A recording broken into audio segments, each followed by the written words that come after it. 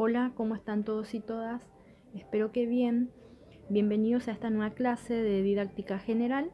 Estamos parados en la clase número 4 y empezamos repasando brevemente la clase pasada dada por la profesora Sabrina. Nos preguntamos cuáles son los temas.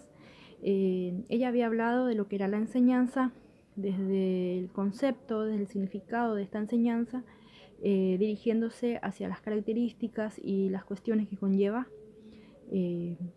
Después ella se desplazó por lo que lo que es la enseñanza con relación a la escuela y también la relación que tiene esta enseñanza, pero con respecto al rol docente.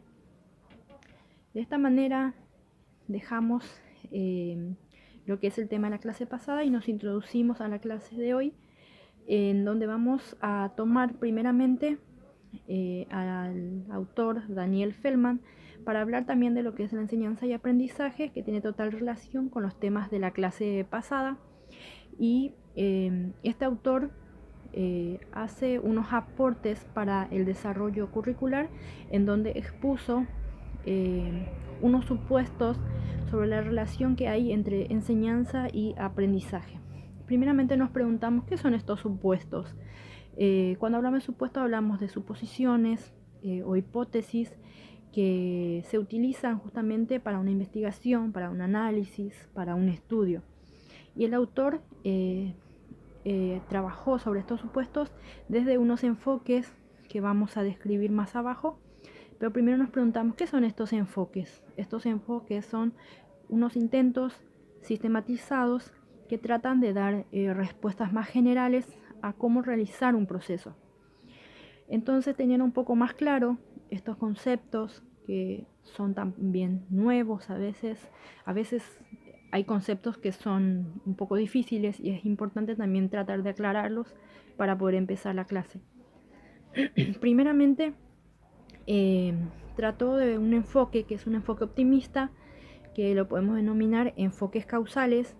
Este enfoque lo que hace es primero aceptar completamente la responsabilidad sobre el aprendizaje del alumno y habla o explica que este aprendizaje es totalmente dependiente de la enseñanza, o sea que el aprendizaje deriva necesariamente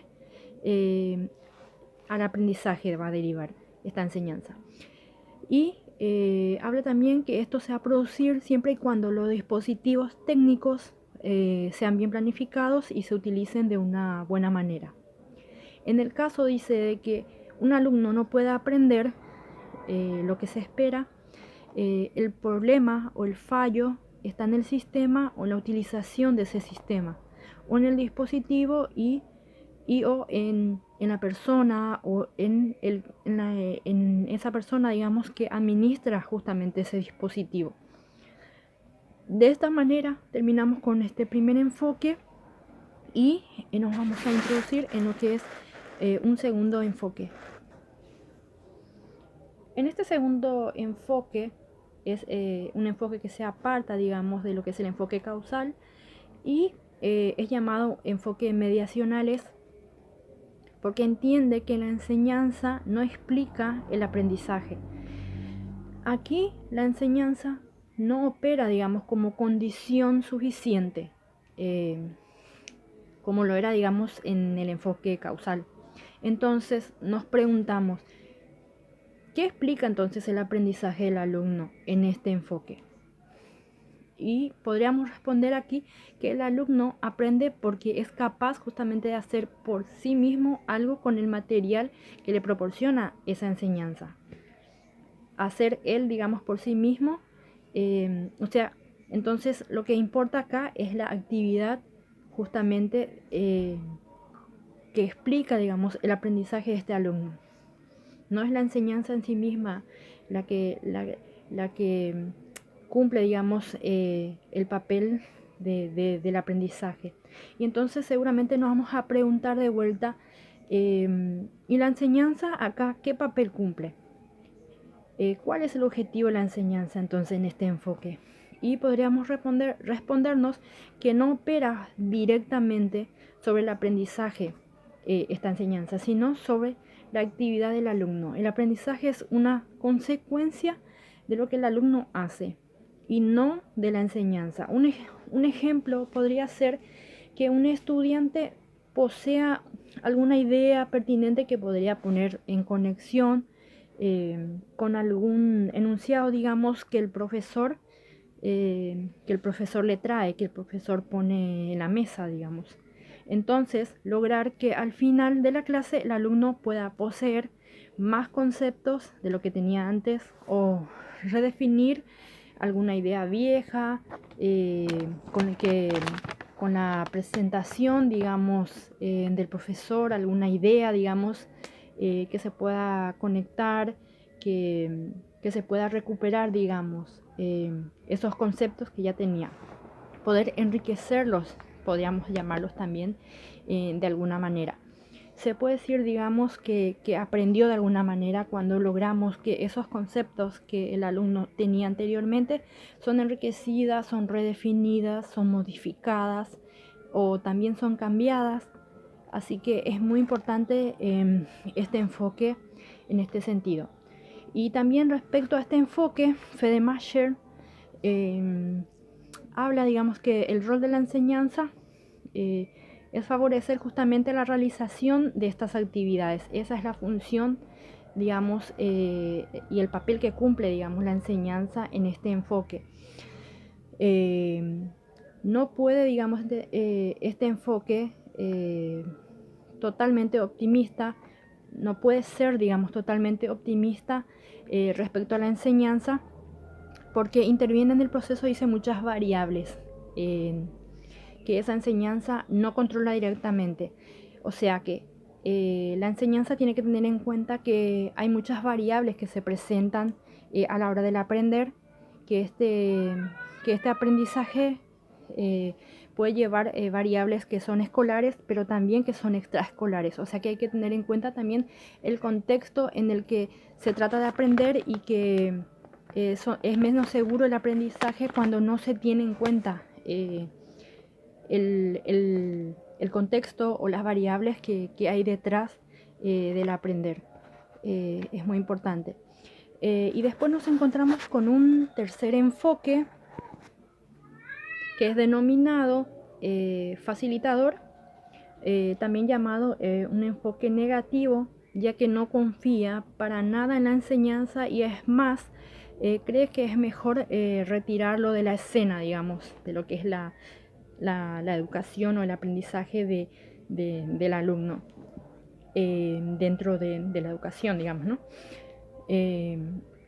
Y dice que es más importante, que es más satisfactorio, que es más adecuado, digamos, crear ambientes que faciliten justamente el aprendizaje del alumno. Se cree que el único aprendizaje que es auténtico es el que está basado, digamos, en la autoactividad que lleva a cabo el alumno, ya que dice que cualquier otra cosa que se aprenda no tendrá ninguna repercusión en la vida futura de esa persona, de ese alumno.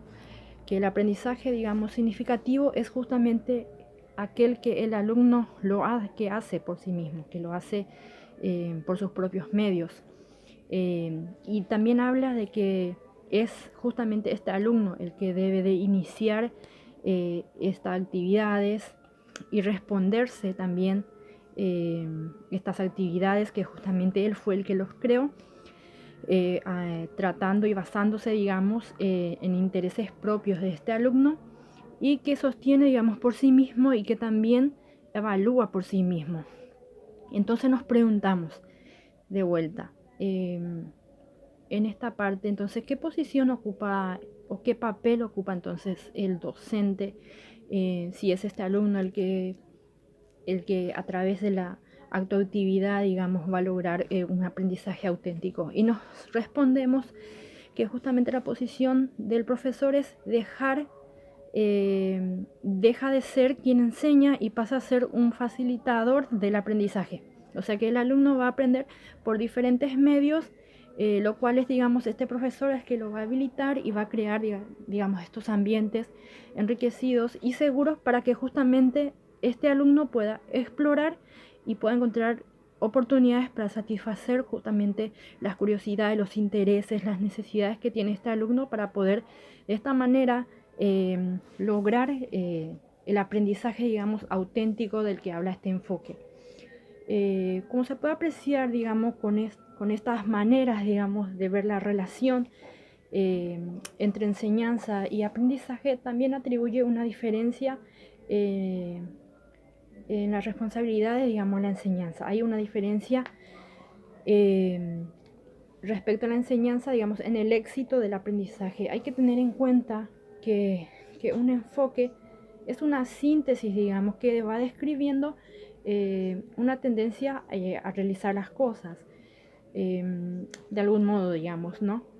Se adquiere así una manera de pensar en los alumnos, en la clase, digamos, en el propio rol, digamos, de este alumno, también del docente, y en las cuales serán los propósitos fundamentales, digamos, a lo que se quiere llegar. De esta manera terminamos esta primera parte de lo que trata este autor, que es Daniel Feldman, y pasamos a otro tema que es el contrato didáctico. La noción de contrato didáctico. Desde el autor Yves Chevalar,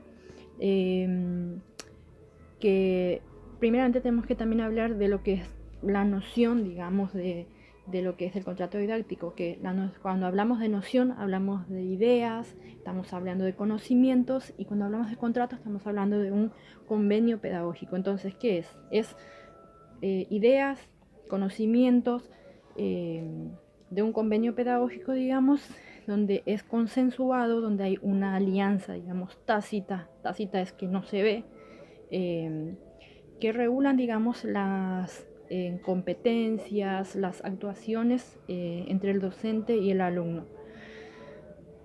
Este trabajo es sintetizado, digamos, por la Cátedra de Didáctica 4 de la Facultad de Ciencias Sociales de la Universidad Nacional de Lomas de Zamora, sobre la versión castellana de Teresa Acuña de Herrera, adecuado, digamos, para su mejor comprensión. Bien, de esta manera el autor de lo que habla es que después de exponer, digamos, varios ejemplos con respecto a problemas que se presentaron en algunos cursos y donde se obtuvieron, digamos, respuestas a preguntas, como dice el autor, unas preguntas absurdas que llevan justamente a respuestas, por ende unas respuestas que también son absurdas, llevó a autores a explorar sus causas. ¿Por qué se dieron estas preguntas absurdas? ¿Por qué se dieron estas respuestas absurdas? Para ello propusieron una serie, digamos, de enunciados con respecto a un tema a resolver. Cuando obtuvieron respuesta, digamos, a esta serie de enunciados que obtuvieron los investigadores, la dilucidación de las causas que comportan, dice, que no se ubican ingenuamente en los niños, en los alumnos. O sea, la falla, digamos, o los problemas, digamos, para interpretar estas preguntas, las causas, dice, no están en los niños, o sea, que en los alumnos, diríamos, ¿no? Parece ser, dice, que la culpable es la institución escolar, al ser esta, dice, la fuente de comportamiento incriminados. Entonces, se hace necesario, dice, un estudio acerca del problema que hay en la enseñanza, digamos. Específicamente habla de la enseñanza de la matemática. Dice que estudios al respecto ya existen. Entonces, como ya existen estudios al respecto, él se centra en la cuestión desde otra óptica. Entonces, se pregunta que en una de las preguntas a resolver, digamos, específicamente se habla de la edad de un capitán, es lo que se pregunta. Y entonces el autor también se hace la pregunta de si se puede atribuir el fracaso, la resolución, digamos, de este problema a una mala enseñanza en la escuela o de la escuela. Y agrega que en todo discurso la retórica está justamente comandada por el tipo de interacción social en la cual funciona. Y esto es esencial, digamos, toca justamente este tema porque dice que es esencial para desarrollar la noción de contrato didáctico, porque dice que es comandada por un tipo de interacción social. El discurso de la retórica, digamos, es comandada por un tipo de interacción social. Y justamente eso es esencial en el desarrollo, digamos, del tema que vamos a tocar hoy, que es la noción de contrato didáctico, que justamente habla de que es un cierto tipo de interacción también que tiene ritos, y todo lo que está en juego en ello es lo que determina, digamos, en última instancia, la forma de sus propósitos y la organización de sus contenidos.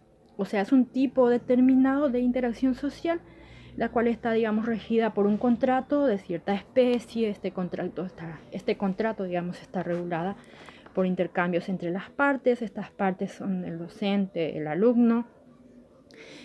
También dice que se delimita primero el campo, o sea, la materia y los riesgos reales, digamos, cuyo régimen define.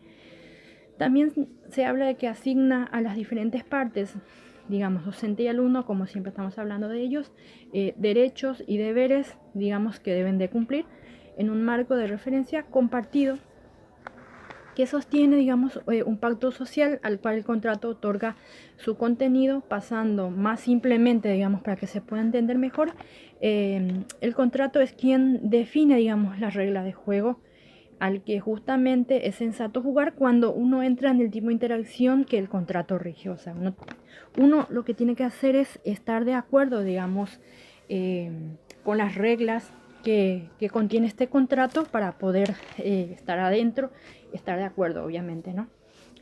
Después, el autor sigue hablando del contrato y se hace una pregunta de nuevo. Esta pregunta tiene que ver sobre el contrato didáctico y dice si este contrato puede ser respetado o no, puede ser ignorado o no. Habla de que cuándo fue que se acordó este contrato, quién dicta las reglas de este contrato, porque justamente este contrato es como que compromete, digamos, estrictamente nuestras acciones. Entonces se hace estas preguntas y podemos responder diciendo que el contrato siempre ha estado allí. O sea que ya que entramos en el contrato en el momento justamente en el que nos introducimos, digamos, en el tipo de relación social, que justamente es regulada por este contrato. Y están tácitamente admitidas, o sea, no son vistas, no es que se puede tocar, no son, digamos, habladas de alguna manera, sino que están allí y son reconocidas por todos, diría Rousseau, porque el contrato es como un maestro de ceremonias, digamos, cuya ciencia no puede estar contenida en los libros, se explica, digamos, a través de sus cláusulas, pero tampoco es que se puede dar una vista, digamos, completa de sus reglas. Y agrega que preexiste también a los contratantes, o sea que antes de que el docente sea docente, el alumno sea alumno, y antes de que ellos estén, este contrato ya está. O sea que también habla de que justamente los crea como tales, crea como docente y los crea como alumnos este contrato. Digamos que también rige la interacción didáctica entre docente y alumno a propósito del saber. Se encuentra, digamos, juntos a comienzo de año, alrededor de un saber que es explícitamente designado, que esto sí se ve, que eso sí está, que está hablado, que se puede mirar, que se puede ver, y designado, digamos, donde el contrato de enseñanza obliga, digamos, al docente a enseñar, y el contrato de aprendizaje que obliga al alumno justamente de alguna manera en el aprendizaje, y un contrato que obliga también al saber.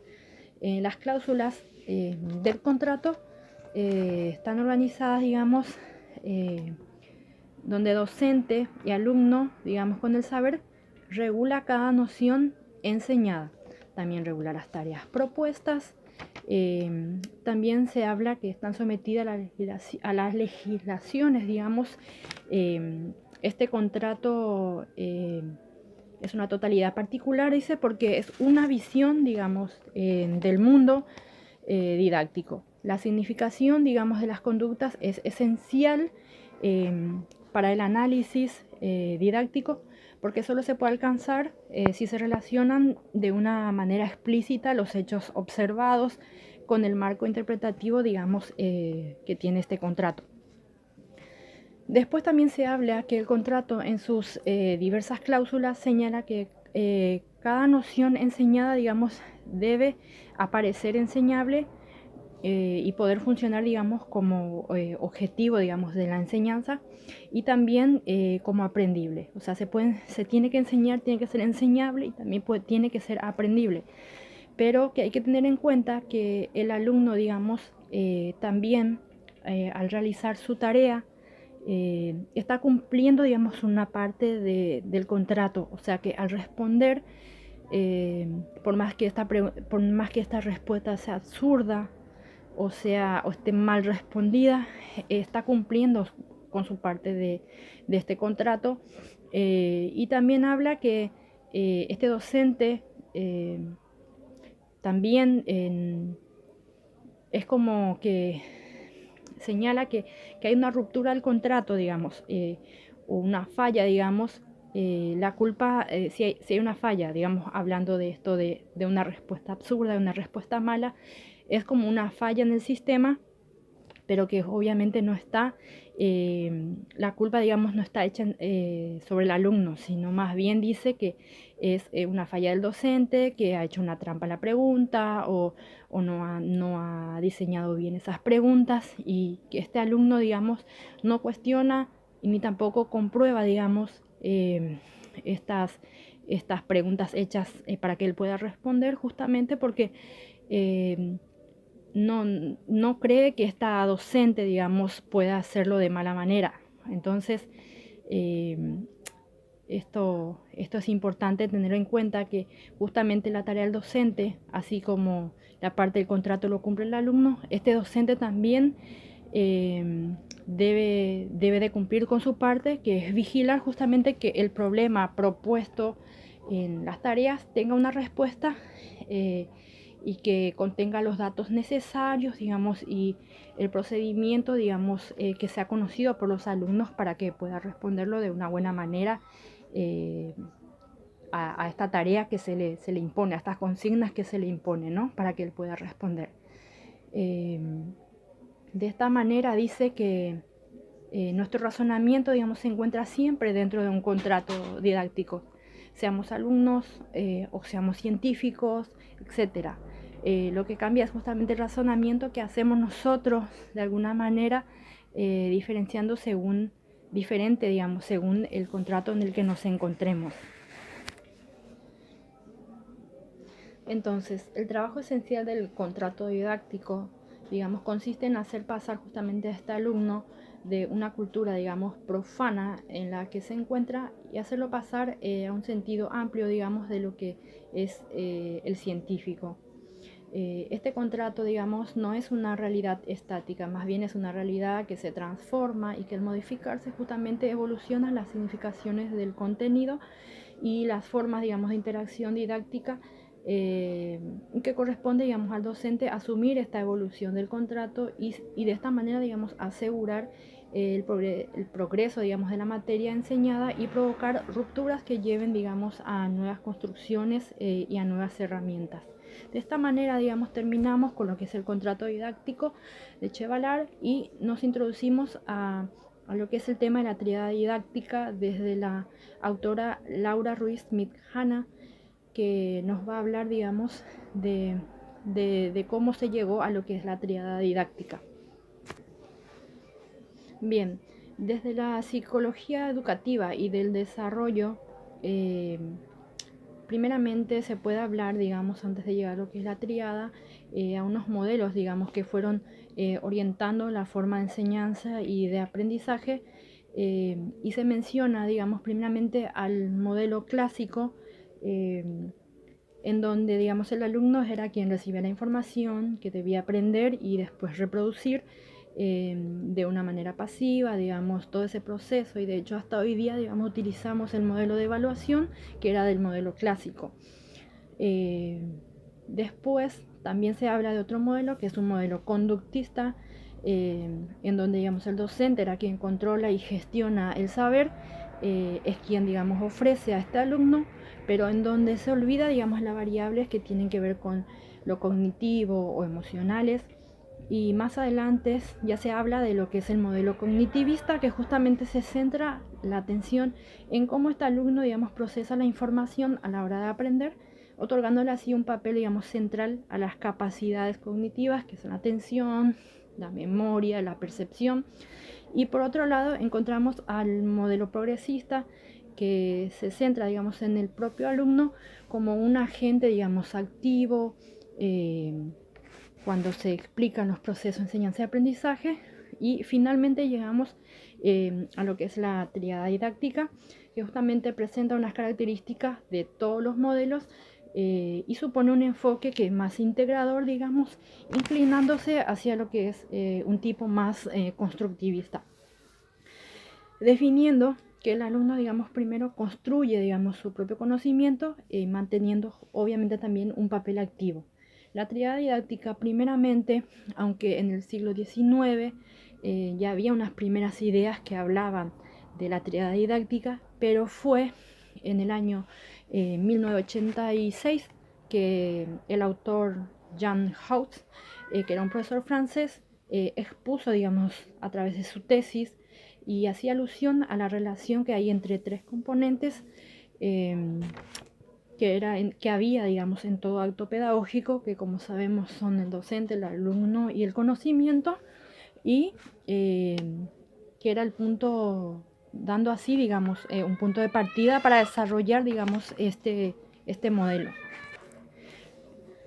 La triada didáctica se aleja, digamos, de lo que es el modelo conductista, digamos, que se centraba justamente en el papel del profesor, quien dirigía la clase, los contenidos, y pretende explicar, digamos, los procesos de enseñanza-aprendizaje a partir de las relaciones, digamos, bidireccionales entre los tres elementos que influyen, digamos, mutuamente. Uno de los componentes, primeramente, es el profesor, que es la persona, digamos, que transmite justamente el conocimiento al alumno, a través de una serie de estrategias educativas, y es la figura, digamos, referente para el alumno en cuanto a su crecimiento a nivel cognitivo y educativo. En el segundo componente encontramos el alumno, es quien recibe, es el receptor, digamos, de este conocimiento, pero no se trata de un recibimiento pasivo, sino más bien que es el propio alumno quien desarrolla, digamos, un papel activo dentro del proceso de aprendizaje, otorgando así significado a lo que va interiorizando. El alumno, digamos, no aprende el alumno, digamos, aprende adquiriendo, digamos, un conocimiento que previamente no tenía este conocimiento, ¿no? Pero para ello debe mostrarse, digamos, motivado y abierto justamente al conocimiento. Y por último encontramos al conocimiento, que es otro de los componentes, que es, digamos, el material a aprender, y no se trata de un material